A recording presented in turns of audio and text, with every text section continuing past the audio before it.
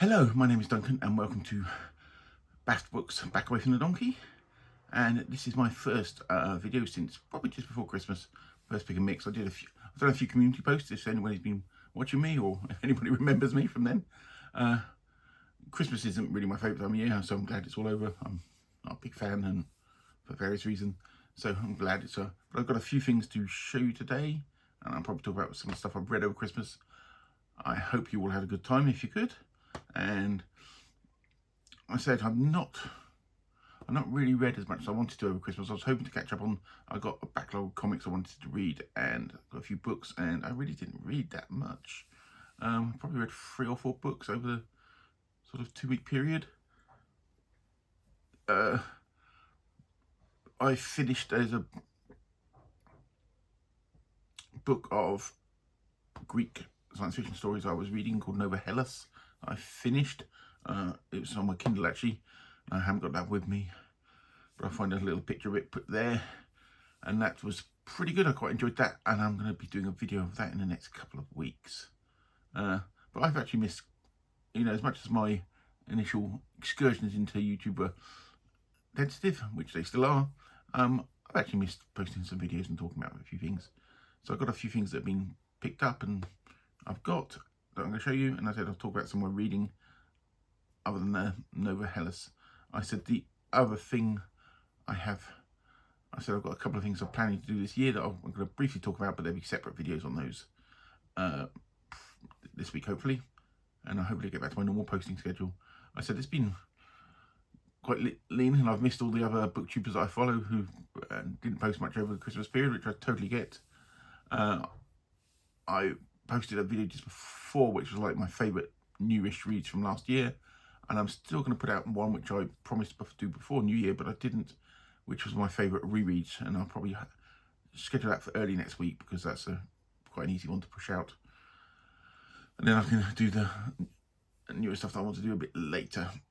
But anyway, yeah, I've been if you saw some videos earlier in the year, I've been slowly rereading Raymond Feist's Before saga, which is 29-30 books over the past couple of years, and I'm getting there.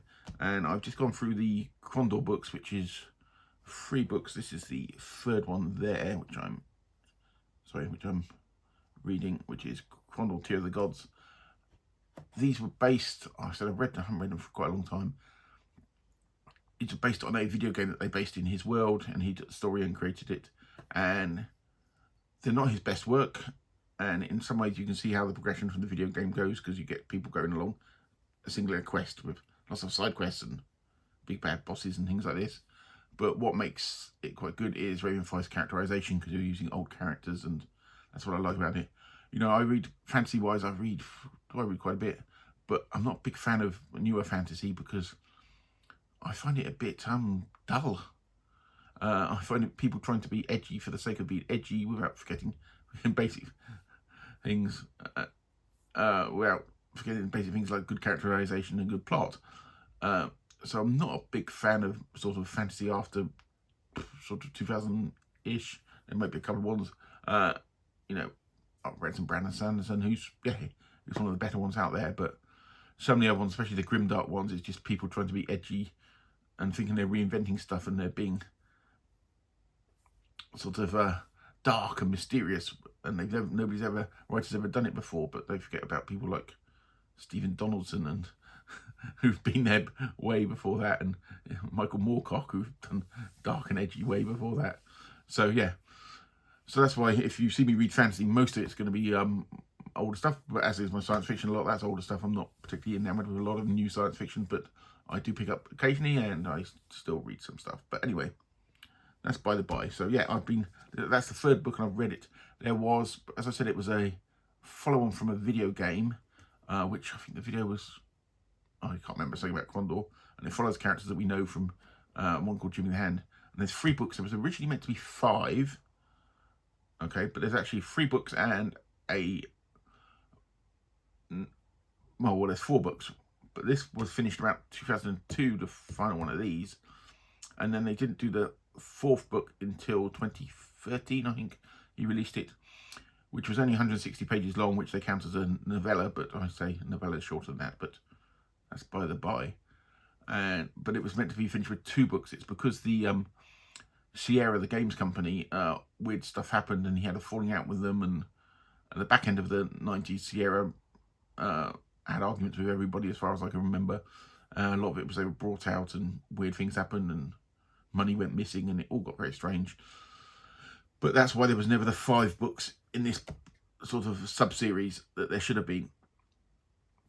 But I quite enjoyed it because I like the characters. It's an easy read for me, so I've been quite enjoying reading this over the sort of Christmas period. Nearly finished that one. I'm probably not going to do the novella because I'm reading them in publication order, and the novella I said wasn't published 2013. Excuse me, I've got to scratch my eye. It's itchy as anything. I don't know what's going on there, but itchy eye. So yes, that's one of the things I've been reading. I said the Nova Hellas was the other thing that I mainly read over Christmas. I didn't do much of reading other than that over the past couple of weeks. So, at the end, I'm going to talk about a project I'm going to be doing for, it's going to go over the year. And I will talk about what I'm probably reading now. But if you know me, I don't really do TBRs because I change my mind constantly about what I want to read. But this is a few books that I've recently obtained from various sources. So this one I've got is probably a book nobody's ever heard of, called World War III by Brian Harris. Now, this was one of a few books I've got here that I lost in the Great Purge of the 1990s. God rest their soul. And that I used to own many, many years ago, and I've not read it since. It was a novelisation of a miniseries which starred the David Soul of Starsky and Hutch fame. And it was basically about World War III. It was about Russians coming over and taking the Alaska pipeline. The miniseries is, as far as I can work out, never been released on DVD or VHS, but I have managed to get hold of a copy that somebody obviously recorded off the TV at the time. Not the best quality, but enables me to watch it, and I'm going to rewatch it again soon, but I'm probably going to read this novelisation first. And I said, this novelisation of it, I just wanted to read it. I remember reading this originally, weirdly, on a sunny day on a beach in Dorset, West Bay, with my my parents were there, and I just remember just sat down on the beach reading a book about World War III, as you do. So yeah, that's an interesting one that I've got. And another book that went the way of the Great Purge, I think, was a friend of mine the other day was talking about a Robert Heinlein book, The Unpleasant Profession of Jonathan Hoag. And I vaguely remembered this. And I did some research, and here we are. It's a collection of short stories. Well, the Jonathan Hoag one is a novella, really. And this was the cover that I used to have as well, which is great. So this was originally, I said it's got, what stories it's got in it? It's got The Unpleasant Profession of Jonathan Hoag, which is just over 100 pages. Then a few shorts of All You Zombies, They, Our Fair City, and He Built a Crooked House. And what I remember about The Unpleasant Profession was that you have this guy that keeps waking up every day and finds weird things like stuff under his fingernails, and he doesn't know what he does. So that's going to be a really interesting read at some point, because I said I cannot remember what the punchline, and I can't remember what his profession is. But I said my friend he found a copy of it on eBay, and he kept going on about it being by Robert Silverberg. And I was thinking, Silverberg? And I did some reading. No, it's a Heinlein book. But there we have it. And the next one I've got to show you is in my weird, if you saw just before Christmas, I'd managed to find locally a 1970s Mills and Boon romance novel that I picked up because of the cover. And I said, I need to read this because I just need to read them because I've never read them. I've actually come across another one. Look at the covers. Yeah, so I'm going to have to read them now.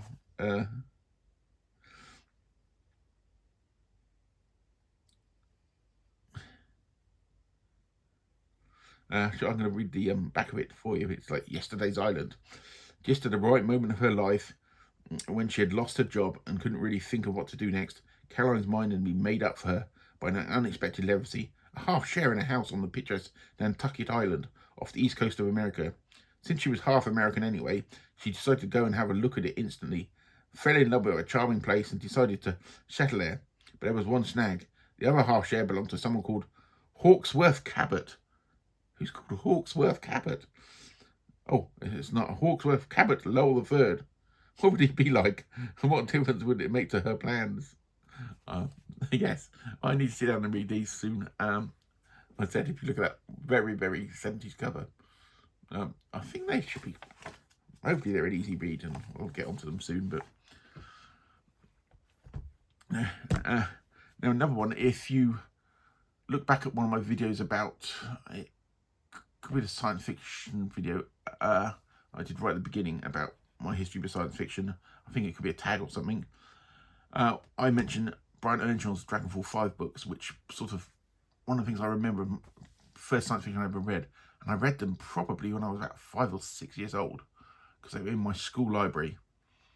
And they were about a spaceship and a family going around, and they using a spaceship was not the way people used to get around. Most people teleported, and we have a dog with flying ears and what have you. And I said, if you've been trying to get hold of some for years, just because I'd like to reread some. And they go for quite a bit of money, and you seem to be able to find lots of versions in German and Spanish. If there'd been one in French or Latin, that's 2 languages I can vaguely read, that might have been better. But I did manage, and I found this is a paperback version of Dragonfall 5 and the Hijackers, which I'm going to read this weekend. It should be easy, I said. And you've got Brian Earnshaw, and it's got the pictures in it. I know rereading stuff from your childhood can sometimes be a bit scary, but I'm looking forward to reading these and seeing what he's like and reporting back to you. And I said, it's a really good condition, actually. It's, what year was it? It's this version. It's originally 74, so I would have been a minimum of 6 years old. If I read this one, I would have been 6 or 7 years old. And this version is 79. But we seem to have a sea otter there with a crown on his head, so I don't know what's going on there, but I'm really looking forward to dipping into that at some point. And the next one we have is Star-Crossed by Ben Bova. This I heard mentioned by a interview with Harlan Ellison, because it's almost a satire on the television industry, which a lot of science fiction writers have been into. It is basically about trying to save a TV station with 3D. The Star-Crossed, it was a perfect 20th century program, a perfect cast of characters. He, the virile, heartless hero, she an exquisite otherworldly maid. On camera, they would brave infinite dangers of the cosmos, while off-screen, the colossal TV's rating war exploded. Could the three-dimensional space opera command the fate of its creators and the futurist media? The answer is written in The Star-Crossed. I'm not sure if I've read this or not. I remember one about TV ratings, but I think it's a short story, and I think it might be a Harry Harrison short story. And it's about people going for TV ratings. And I might have to try and find this. It's, from what I remember, is you'd have like a drama or a soap opera, and somebody would get hurt, and people would vote in for the rate for what would happen next. And you get people killed or arms chopped off or brutal things happen to it. But they were in such a way that they could regenerate people, so people would, get killed multiple times and things like this and get regenerated. And it was like the toll this was taking on the actors and things like this. I think that might be a Harry Harrison story. Sorry to go off as a subset from the Star-Crossed, but if anybody out there remembers this story, please tell me. I could be wrong, it might not be Harry Harrison, but it rings a bell somewhere, something about 3D being, it's the sort of thing he would write. But anyway, yeah, so that's the Star-Crossed by Ben Bova. Next one is an anthology, and it's new writings in Sci-Fi 27, and the cover may have swayed me. This I put on my community feed, if you want to see weird stuff I sometimes put on there. And this is edited by Kenneth Bulmer, who wrote a huge amount of stuff. And I was in the search for some Kenneth Bulmer books, because I'm quite interested in reading some his his books. I've got one on the shelves behind that I need to read. I was just trying to do some more, and I ended up with that just because I liked the cover. And as far as I can work out from this anthology, is people actually wrote specifically for it. It wasn't just stories they picked up. And so what's in here is forward by Kenneth Bulmer, and it's got some writers I've not really heard of. The Day They Cut the Power by Vera Johnson. A Time of the Mind by Keith Wells. Year by Year and Evil Games by Brian Aldiss. It seems to, if you look at the books, I've seen quite a few Brian Aldiss ones. A long Time Ago, Not Forgotten by Bob Van Haven. Zone by Peter Linnett. Heatwave by David Langford, who's a British author, I know him. Heal Thyself by John Rackham. The Observer by Graham Charnock. And Cassius and the Mind Jaunt by Colin McCann. So at least 90% of those authors I've not heard of. Brian Aldiss, I obviously have, Dave Langford. So I'm quite intrigued to get into that at some point. And the next one is the master himself, the wonderful Ray Bradbury, Now and Forever. 2 novellas in here. This, I think, he died in 2012. Ray Bradbury did, so this came out in 2007. Could be one of his last books. And it's got in it, is it 2 or 3 novellas? It's worth reading just for Bradbury's wonderful prose. Its introduction, Somewhere a Band is Playing, Radio Dream, and its introduction, it's got 2 quite long introductions to both stories. It's 2 stories. So it's Somewhere a Band is Playing and Leviathan 99. And I think Leviathan 99 is a play on Moby Dick, which could be quite interesting. So that's the wonderful Ray Bradbury.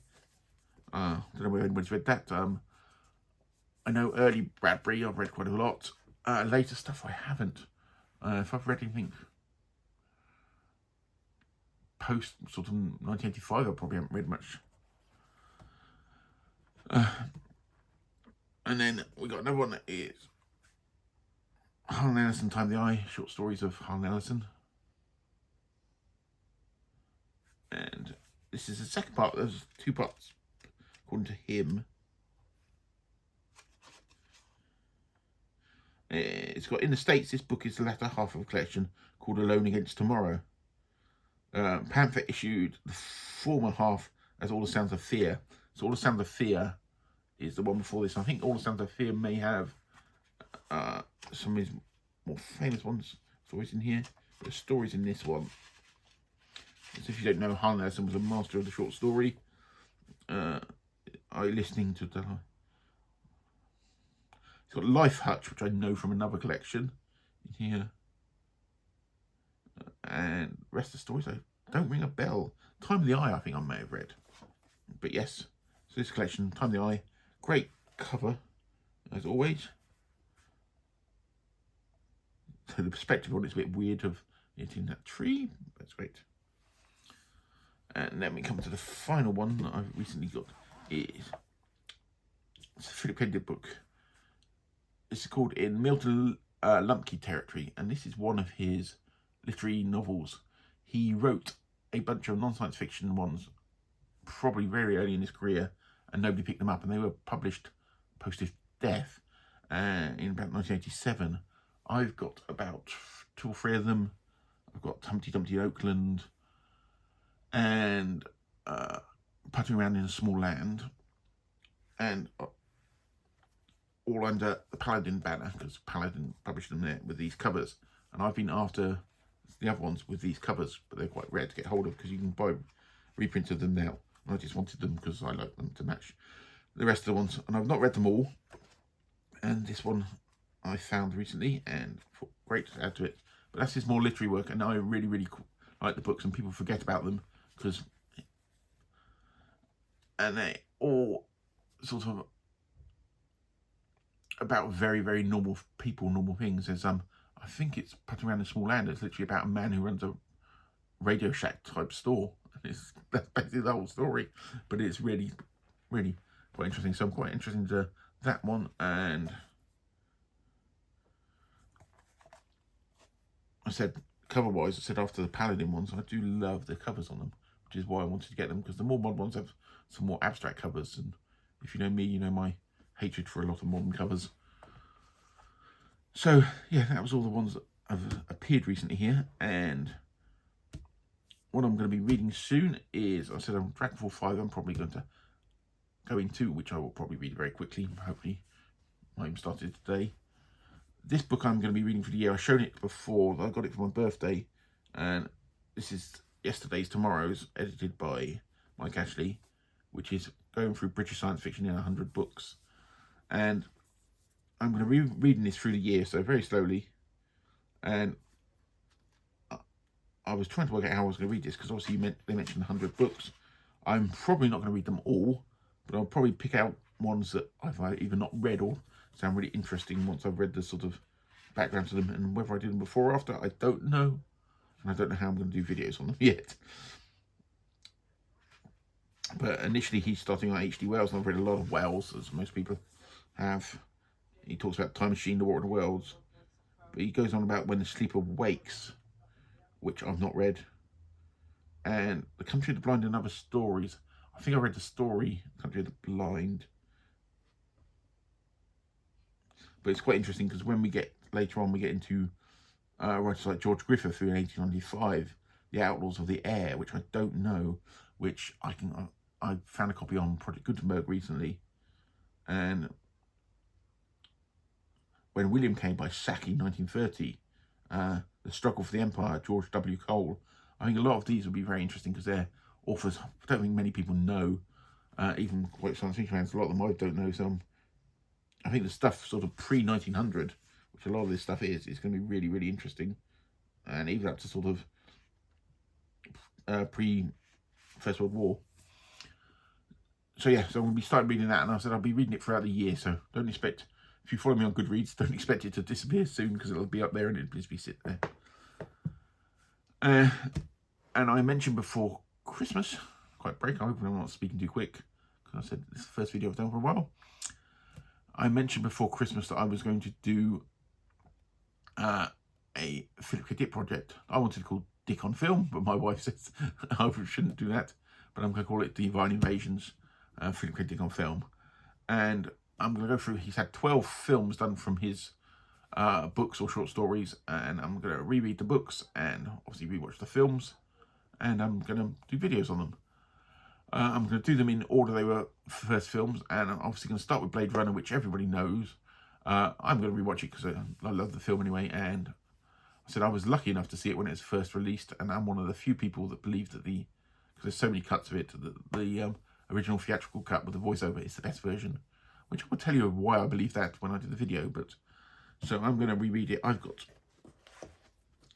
probably read that copy there. This, though, you can still buy it with this cover. This is my original copy that I brought after I saw the film.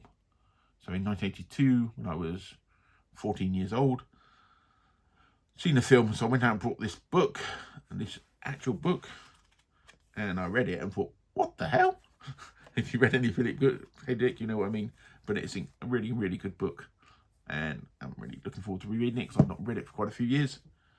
And I said I will probably read the newer version, because it's just, I don't want to damage that. But yeah, so that's probably what I'm planning for. I said I'm hoping to get back into like the flow of it and do a few videos, and hopefully to start reading, seeing how everybody else's new stuff after Christmas, New Year. I've seen a few already, and I hope you're all keeping well and enjoying your reading. Oh, the other thing I was going to say is I keep seeing these people doing videos as how to read more in 2012. You want to read more? Please read more. And which I always find really, really weird, because reading is a skill, like anything, like listening is a skill, writing is a skill. The more you do it, the better you get. And to me, reading isn't about speed. I used to read a lot faster than I did. I've read most days since I was probably about 6-7 years old, because I tried to read every day. And I'm actually now probably slower than I was 20 years ago reading, because to me it's about enjoyment, it's about things. But even when I wasn't reading lots of science fiction and that, when I was at university, I was reading lots of medical textbooks, so I was reading.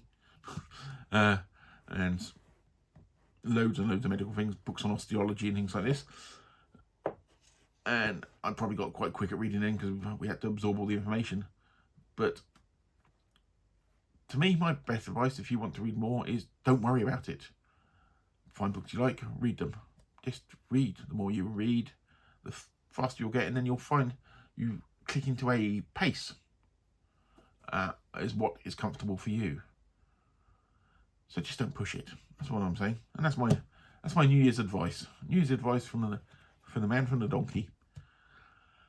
So anyway, I need to go now. I said hope light's okay because it's really Dreich outside, and I've got internal lights on, and my shelves aren't too messy at the back because they really need to sort out. And I'll speak to you all soon. Hopefully a video out early Monday or Tuesday. I said I'm going to start off with just doing one of my favourite rereads from last year, because that was one I promised earlier. And then we're going to go into other ones. I said hopefully do an update on Nova Hellas, the Greek science fiction book of science fiction short stories, which is really interesting, and actually made me look into the history of Greek science fiction, which is even more intriguing because there's not a huge amount around. It was like looked down upon, but it's quite interesting. Anyway, I'm rambling too much now, and I've probably been speaking way too fast, but I will speak to you all soon, and I will see you next time.